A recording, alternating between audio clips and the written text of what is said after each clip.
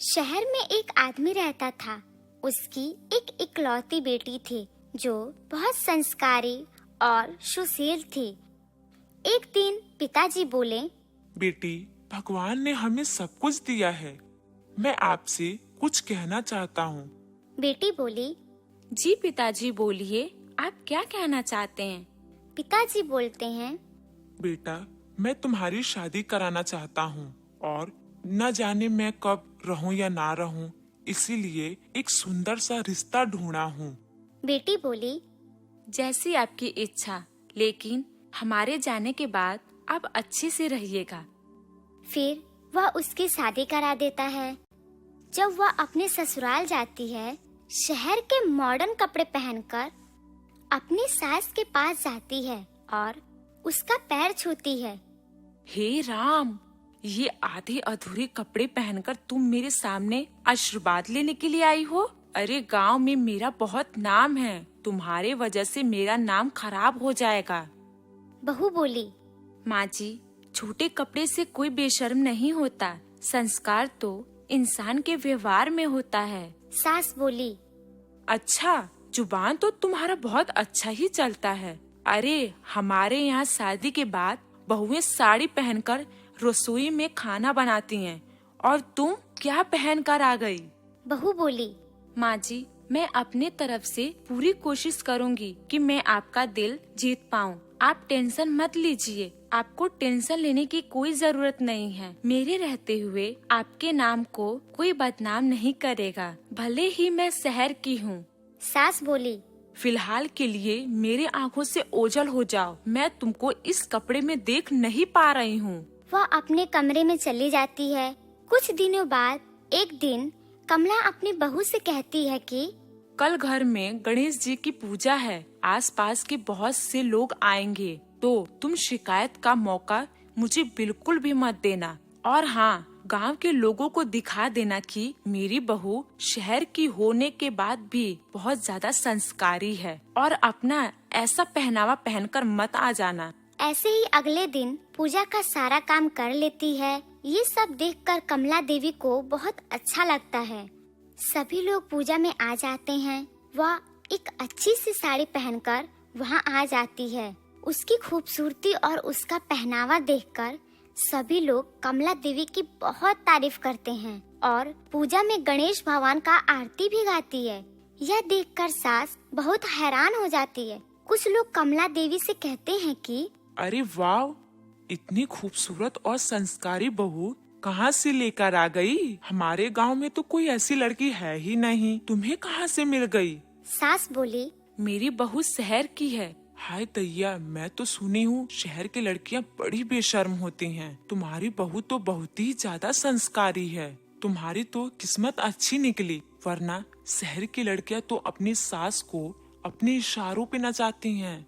सास बोली, अरे नहीं नहीं बहन, पहले मैं भी ऐसा सोचती थी, लेकिन मेरी बहू ने मेरी सोच को बदल डाला और अपने संस्कारों से मेरा दिल जीत लिया। कमला को अपनी गलती का एहसास हो जाता है और सबके जाने के बाद अपनी बहू को बुलाती है और अपनी पुश्तैनी हार दे देती है। देते हुए कहती है कि ले बहू, ये तेरे लिए सोने का हार।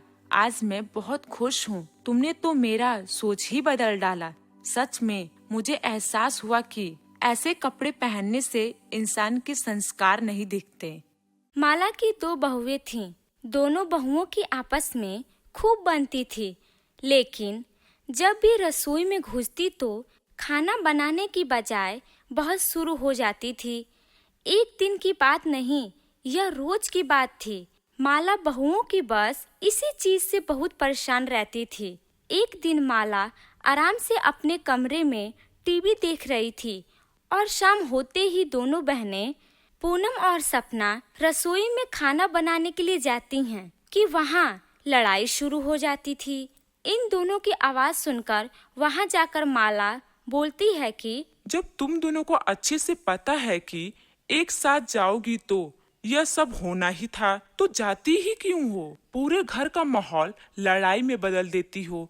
अब ये बताओ कि अब किस बात पे तुम दोनों की लड़ाई हो रही है?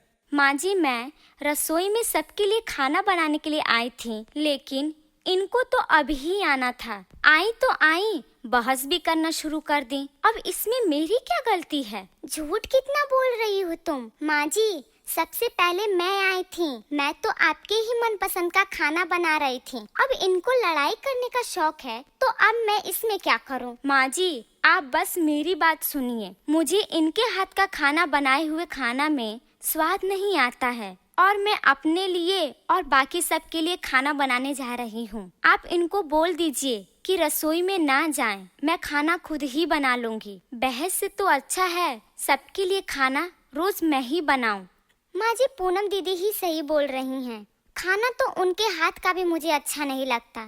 वो तो मैं ही अच्छा खाना बनाती हूँ। मक्के की रोटी और सरसों का साग, आहा, सुनकर ही मजा आ जाता है। अरे बस करो, तुम लोगों ने तो रोज का रोज ड्रामा बना रखी हो। इसको अपने पसंद का तो इसको अपने पसंद का। जब तुम दोनों को इतना ही अपने अपने पसंद का खाना बनाने का शौक है तो एक एक करके बना क्यों नहीं लेती हो? इससे घर में लड़ाई भी नहीं होगी और शांति बनी रही होगी। ठीक है, फिर आप ही खाना बना लीजिए। मैं अपने पसंद का किसी और दिन बना लूंगी। आप बनाइए, मैं जा रही हूँ। नहीं, तुम ही बना लो अपने पसंद का। मैं किसी और दिन बना लूंगी। ठीक है, मैं चलती हूँ। अरे अब कहाँ जा रही हो? अभी तो तुम दोनों सारा घर सर पे उठा रखा था और अब तुम दोनों एक एक करके जा रही हो। मैंने ये बोला है कि पहले तय होगा कि सबसे पहले कौन बनाएगा और फिर अगले दिन कौन बनाएगा। जाने के लिए नहीं बोला है। माँ जी, कोई भी बना लेगा और मैं खा लूंगी। अब खाने के लिए बहस होगा तो अच्छा थोड़ी न लगेगा। कोई बात नहीं, आप खाना बना लीजिए। पूनम सोचकर बोलती है, उफ, नहीं, मैं नहीं करने वाली। तुम ही बना देना। अब हमारे घर में सबको इतना शौक है तो किसी को अपने शौक को साइड में रखना होगा ना। मैं ही रख लेती हूँ। आप ही खाना बना दीजिए। नहीं माँ जी, मुझे नहीं खाना बनाना है। तुम ही खाना बनाओ, मैं ही जा रही हूँ। माँ जी बोलती है कि इन दोनों ने तो हद ही पार कर दी। पहले रसोई में आकर खाना बनाने के लिए लड़ती हैं और जब मैं बोल दूं कि एक एक करके खाना बना लो सब, तो दोनों काम से भागने लगती हैं और आखिर में मुझे ही खाना बनाना पड़ता है। बस अब बहुत हो गई। इन दोनों का अक्ल ठिकाना तो लगाना ही होगा, वरना रोज रोज मुझे ही खाना बनाना पड़ेगा। माला इस बात से बहुत परेशान होती है। तुम लोगों को रसोई में जाकर अपने लिए खाना बनाने का बहुत शौक है ना, तो अब मैंने ये सोचा है कि तुम दोनों को बहस करने का मौका ही ना दिया जाए। अब तुम दोनों के लिए घर में अलग अलग रसोई होगी। मतलब माँ जी, वो भी अलग अलग? अब से तुम दोनों अपने से काम करोगी, इससे बहस भी नहीं होगा और घर में शांति बनी होगी। लेकिन माँ जी, ऐसा थोड़ी ना अच्छा लगता है। भले हम दोनों लड़ाई झगड़ा करते हैं, लेकिन हम दोनों तो एक ही घर की बहुएं हैं ना, और घर में एक ही रसोई अच्छी लगती है, ऐसे दो अलग अलग नहीं। हाँ माँ जी, आप खुद ही बताइए, आसपास के लोग को पता चलेगा कि हम दोनों बहुओं की अलग अलग रसोई है, तो वो क्या सोचेंगे कि घर में बहुओं के आते ही बंटवारा हो गया। कोई बात नहीं, जिसे जो सोचना है उसे सोचने दो। मुझे तो घर में सिर्फ शांति चाहिए। बड़ी बहू सोचती है कि अब तो बस अपने लिए ही खाना बनाना है, तो बना लूंगी मैं अपने लिए। एक गांव में एक बूढ़ी दादी रहती थी। उनकी 2 पोतियां थीं।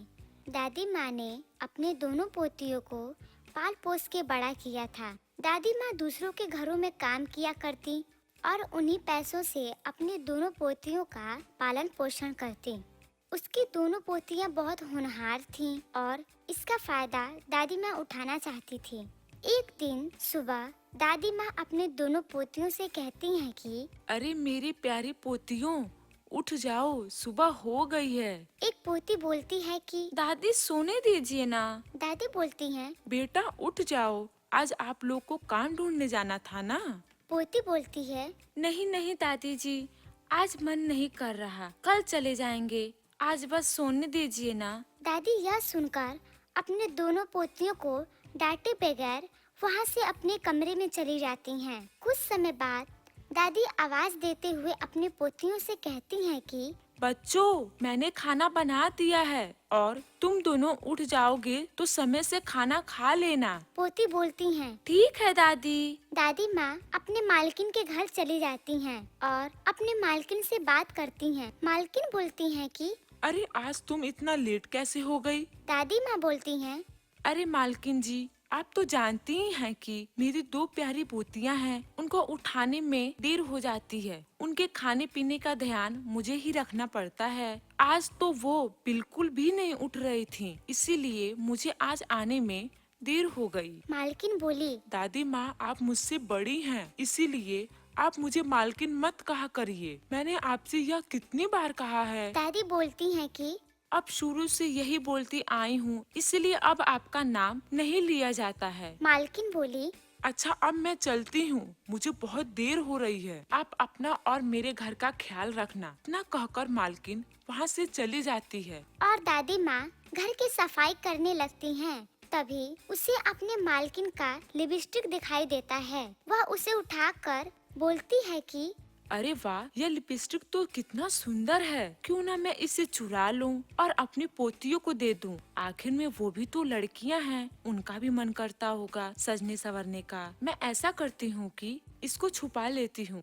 और वह लिपस्टिक को छुपा लेती है और रसोई घर में चली जाती है। वहाँ कुछ समय खड़े होने के बाद सोचते हुए बोलती है कि नहीं नहीं, मेरी मालकिन को मुझ पे बहुत विश्वास है। उनके इस विश्वास को तोड़ना नहीं चाहती। इतना सोचकर दादी माँ वहाँ से फिर अपने मालकिन के कमरे में चली जाती हैं। उस लिपस्टिक को उसे वहीं पर रख देती हैं। देखते हुए कहती हैं कि जब मालकिन आएंगी तो मैं उनसे मांग लूंगी। और वहाँ से चली जाती है। जब शाम होती है तो मालकिन अपनी एक दोस्त के साथ घर आती हैं। वह दोनों बैठकर बातें करती रहती हैं। तभी वहाँ दादी माँ आ जाती हैं। अपने मालकिन से कहती हैं कि मालकिन, मुझे आपसे एक चीज चाहिए। मालकिन बोलती हैं। हाँ हाँ कहो। दादी माँ बोलती हैं।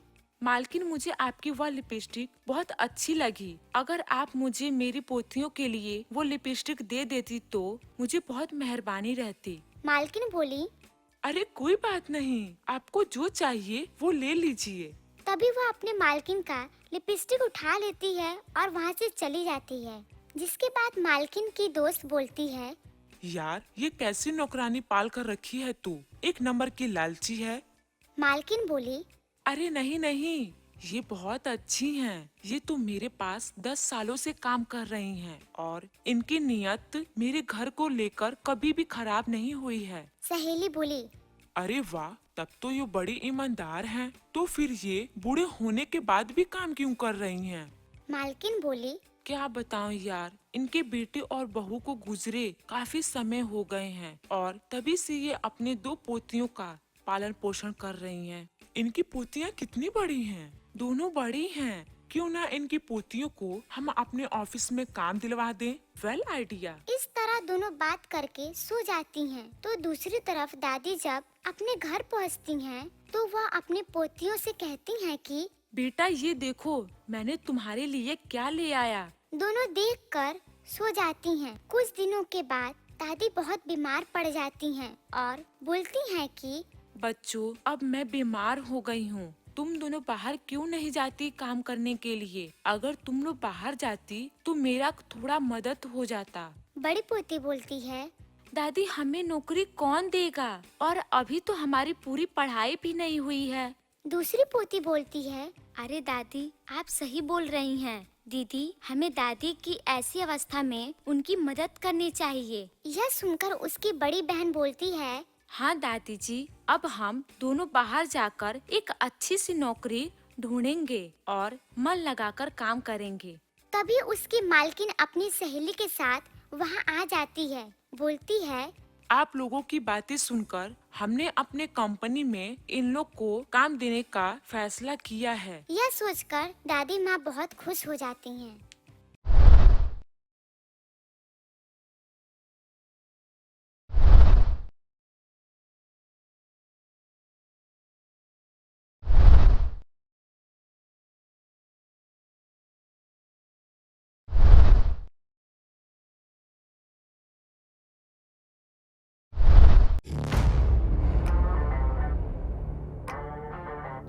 एक समय की बात है, मदनपुर गांव में एक किसान रहता था। वह अपनी जिंदगी बिताने के लिए खेतों में काम किया करता था। वो प्रतिदिन के जैसे ही अपने खेतों में काम कर रहा था, उसे खेत में काम करते करते एक घायल मुर्गी मिली। उसके शरीर से खून निकल रहा था। उसे देखकर किसान को दया आ गई। वह मुर्गी को घर ले आया। उसने उसके जख्म को साफ किया और अच्छे तरीके से सेवा की। निरंतर सेवा करने से मुर्गी धीरे धीरे ठीक होने लगी। जब वह ठीक हो गई तो उसने किसान को धन्यवाद दिया और कहा, तुमने मेरे प्राणों को बचाया है, जिसके लिए मैं सदा तुम्हारी आभारी रहूंगी। मैं तुम्हें हर दिन इनाम के रूप में एक सोने का अंडा दूंगी। यह सुनकर किसान खुश हो गया। मुर्गी के कहे अनुसार वे प्रतिदिन प्रातः काल में एक सोने का अंडा दिया करती। किसान उसे बेचकर धन इकट्ठा करता। वे प्रतिदिन मुर्गी के अंडे को ले जाकर पास के शहर में बेच आता। धीरे धीरे किसान के पास बहुत धन ज्यादा इकट्ठा हो गया। फिर एक दिन किसान के मन में लालच आ गया। उसने सोचा, मुझे प्रतिदिन अंडे के लिए इंतजार करना पड़ता है, क्यों ना मैं मुर्गी को पेट को काट कर सभी अंडे निकाल लूं और मुर्गी को रोज रोज खाना भी नहीं देना होगा। दूसरे दिन ही किसान वह सुबह ही उठकर लालच में आकर मुर्गी के पेट पर वार कर दिया। देखते देखते किसान ने चाकू से मुर्गी के पेट को चीर डाला। मुर्गी मर गई, लेकिन मुर्गी के पेट से कुछ भी नहीं निकला। यह देखकर किसान हक्का बक्का रह गया। उसे अपने किए पर बहुत दुख हुआ। दोस्तों, हमें इस कहानी से ये सीख मिलती है कि हमें लालच नहीं करना चाहिए। लालच में आकर हम जो करते हैं उससे लाभ नहीं होता, पर हानि जरूर होता है।